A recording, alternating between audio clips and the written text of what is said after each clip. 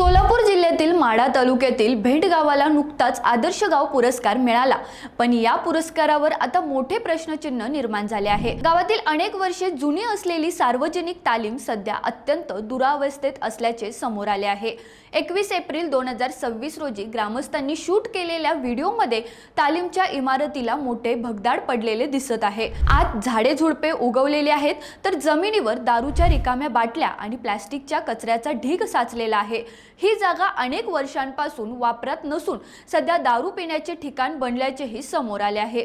महत्त्वाची बाब म्हणजे आदर्श गाव पुरस्काराच्या निकषांनुसार गावात व्यायामशाळा किंवा तालीम सुस्थितीत असणे आवश्यक आहे, मात्र प्रत्यक्षात ही तालीम पूर्णपणे दुर्लक्षित असल्याचा आरोप ग्रामस्थांनी केला आहे। निकष लपून पुरस्कार मिळवला जात असेल तर हा शासनाच्या योजनेचा अपमान आहे, अशी संतप्त प्रतिक्रिया ग्रामस्थांनी दिली आहे। या प्रकरणाचा व्हिडिओ पुरावा देखील समोर आला असून प्रशासन याकडे काय भूमिका घेणार हे पाहणे महत्त्वाचं ठरणार आहे। रोकठोक महाराष्ट्राला सबस्क्राइब करा आणि बेल आयकॉनवर क्लिक करायला विसरू नका।